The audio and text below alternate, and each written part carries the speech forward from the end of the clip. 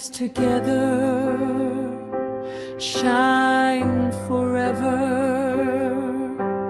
Voices changing lives today. Advocacy TV, inform,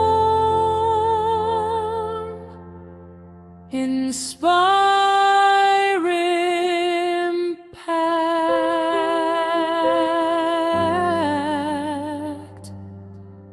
Advocacy TV.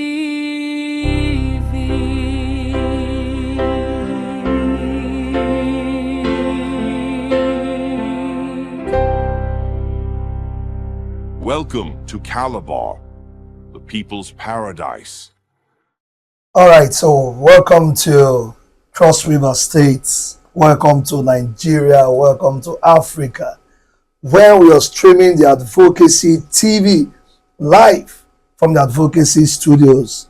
My name is Awade Friday, and I am your host on the show today. This is Advocacy Morning, and we'll be having conversation that borders around the people, social media, the law, conversations around who is right, who is wrong, what is supposed to be said, what has been said, and what was not supposed to be said.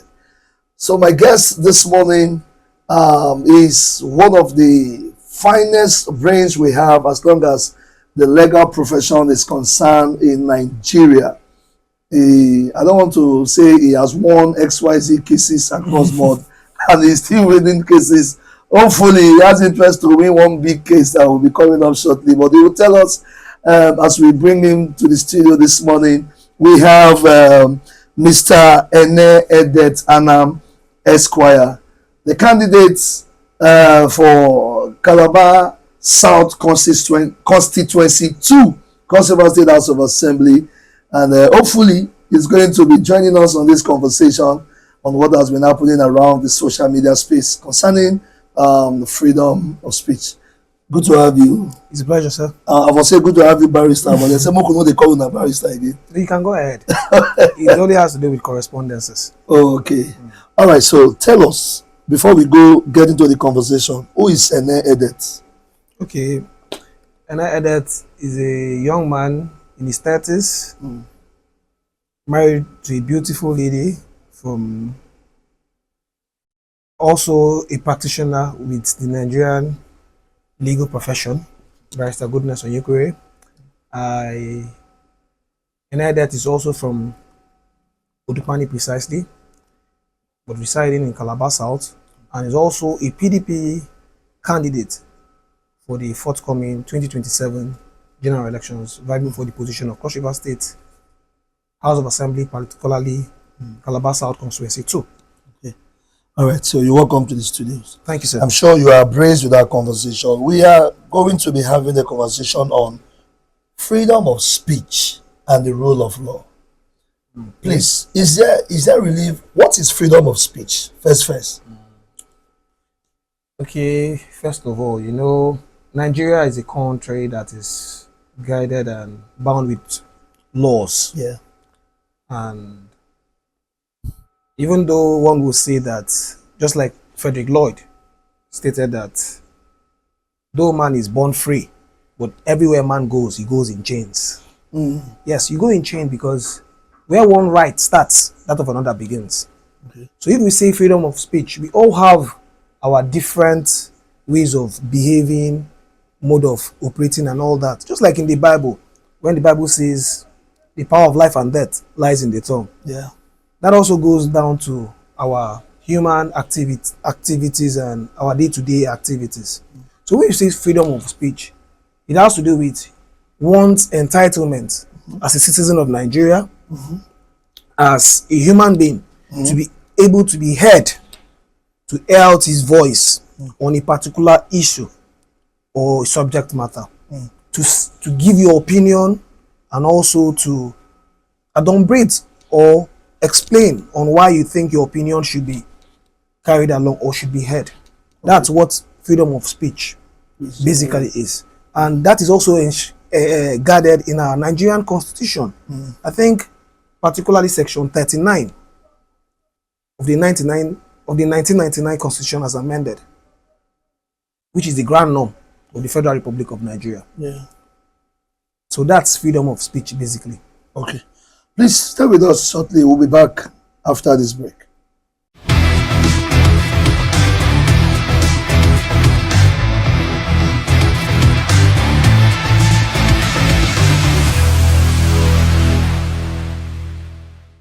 This is still at Advocacy TV, and we're still here with our guest, Barrister Edet Anam. Is a legal practitioner and also a politician, a candidate for Calabar South 2 state constituency. So far, before the short break, we had a conversation on what is freedom of speech. All right, so right now, my next question will be on what are those areas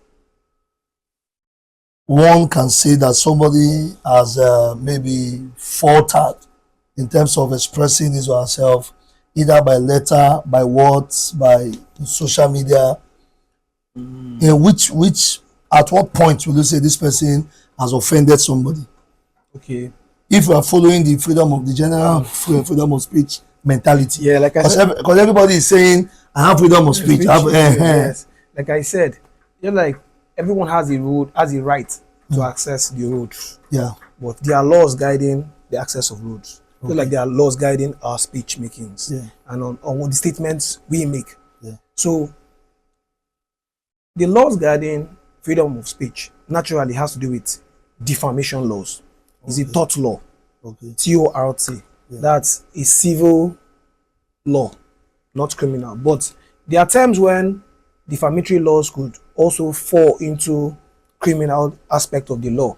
In some jurisdictions that practice or entertain defamatory laws into criminal perspectives. So, back to your question. When can someone say he has gone short of the law? That's when you now have the part where you have the rule of law coming in. So, the main issue there is everyone is free to speak, but the issue is the resultant effect of that your speech that you had made. Has it resulted into coerce? Has it resulted into defamatory damages of someone's character? You hear people say character assassination and the rest. That is where these things come in. Okay. Take for example, you're a businessman and someone walks up to you and says, that coke where that man they sell. In the market, maybe a person shouts, this man they sell expired drinks. Okay. He has defamed you and your business. Oh, he has defamed. What if truly the drink was expired?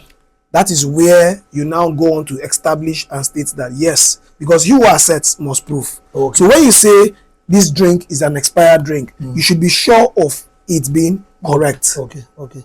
Your assertion should be correct. Okay. I don't know if you understand what so I'm saying. So it is not just about saying things. Yes. It's about you saying it.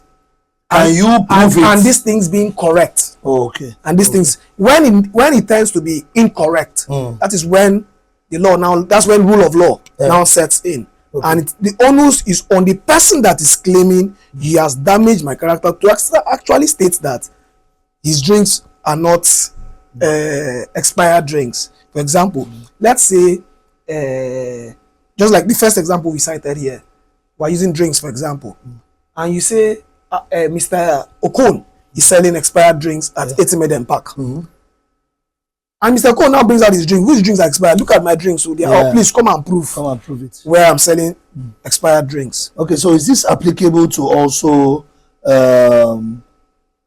defamation of political leaders? The character or defamation of character or cyberbullying, on some statements made about people? Now, it depends on the scenario. Okay. For example, community. And someone comes out to debunk and say, no, there are no air conditioners. You have to also maybe, you see politicians now, when they go online, just like we have to say cyberbullying, when you give the air conditioners, they tend to make a video of it and they put it on their pages. Yeah. Politicians now have pages as well. Yes. So that's why we also have... That's evidence. That's evidence. That's why we also have the Cybercrime Act, which is the Cybercrime Law of 2015. because Nigeria is developing. We are going past that era of I've done this, I've done that. So people are coming up to debunk your statements and also bring facts that you did not do these things.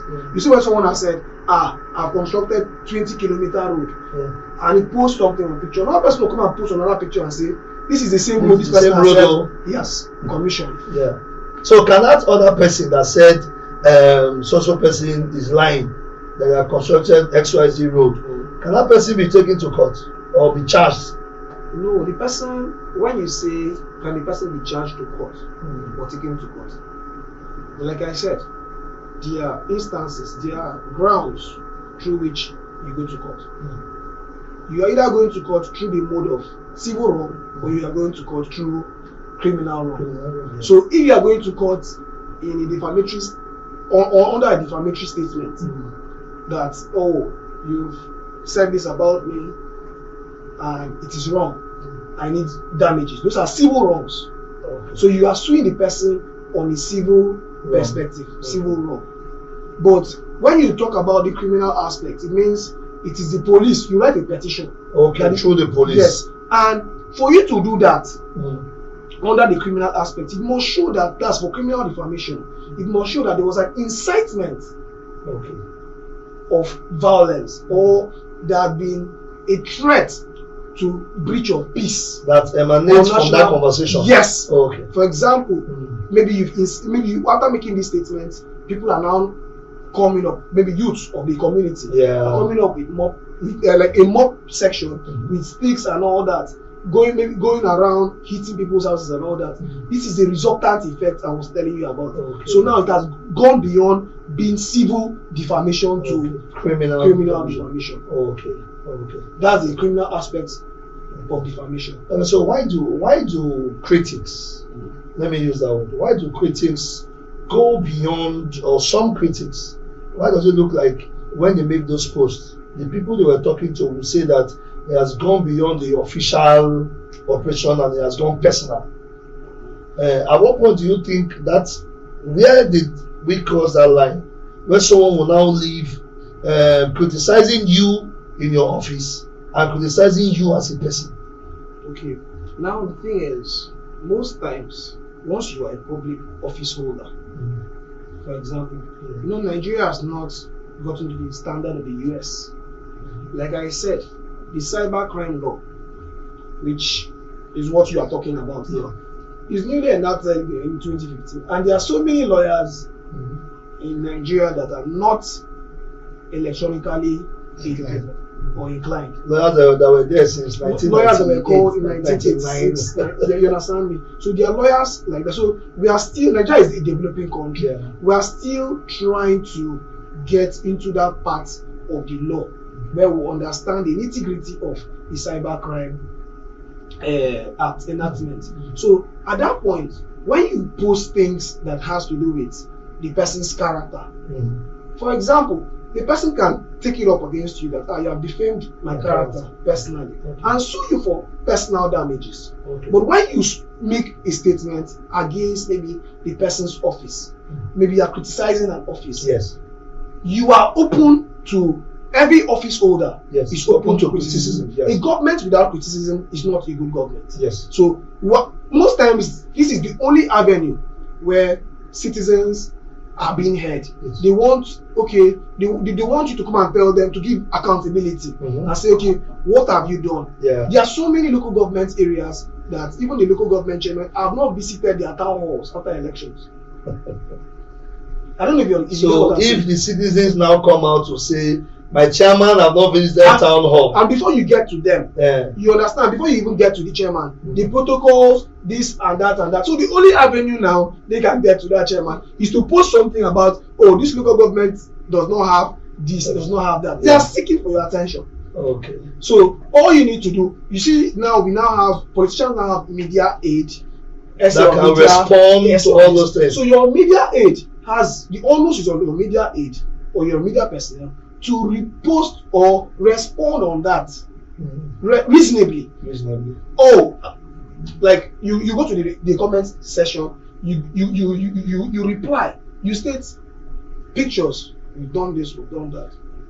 Please, if you say, or you recommend the person to come to your office during visiting hours, you get more information. Yeah. That's why most times governments now, once they do a project, they put billboards to show that, okay, we have done this, we have done this, we have done that. Yeah. For example, there are some street lights you see on the street. You see labels on them to state that these are the people doing it. Either NDDC or this person facilitated it and all that, to show that they are doing it. So another person does not think they are doing it because they want to be known.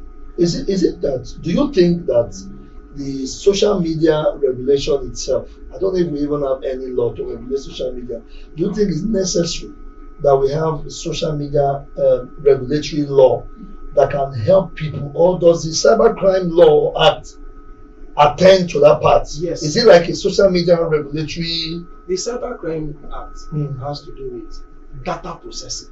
That's information, not just when we say cybercrime, we're not talking about Yahoo, we're not talking about, we're talking about anything that's with electronically driven device or data information. That is what we're saying. What you are putting online is being regulated by this act. You understand me? So when we say do we have laws governing, that's your question. Do we have laws governing these social media responses and all that? We do. We do. But the problem, one thing is the enforceability of these laws. How practicable is it? That's what we should be looking at. Do you think it's selectional? Implementing of those laws, do you think they select, like, favor the poor than the rich, or favor the rich than the poor? Implementing of these social media laws? No. Okay. No, I don't think so, because the elites, you see, if you go to some localities, you find out that even the ones that you term poor are the ones using iPhone 16. And what's the worth of iPhone 16? Over $1 million. And that's the person you see and you call for. So they have access to cyber, to those cyber world. They have access to social media. So what is good for the goose is good for the gander. So if they are also enjoying these privileges, they will also be accountable to their actions. Okay, we'll be back after this break. So we'll now get down to Cross River State, the conversation around cyberbullying and character defamation in Cross River State. As it is, we are going to cite the case of one Mr. Dennis Odama, who is currently in the custody due to one or two mentions or statements made. We are purely a media channel, so we are going to address that issue as a media station. We'll be back after this break. My fellow Cross Riverians, this season of enjoyment don't reach our rural communities as we just celebrate our cultural and traditional festivals. Make we all day vigilant and careful to protect public infrastructure and amenities for our rural communities. Make we not throw away refuse inside gutter. Make we know dey burn tire for road, and make we always keep our surroundings clean. Make we join hands with our Govo, Senator Basi Edet too, and our mama for state, Bishop Mrs. Eyawano too, to develop our state and promote peace and unity for our villages. Yes, sir, the season of sweetness don't come. This message now from Comrade Basi Agbo, Director General, Rural Development Agency, RUDA.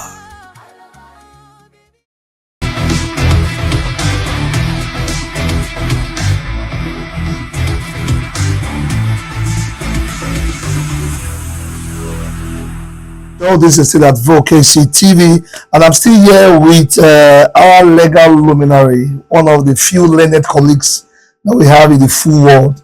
Once you are in the legal profession, they assume that they are the only learned people around. So we that went to Unica, spend our school fee, we are not learned. It's okay, it's fine. It's not Unica.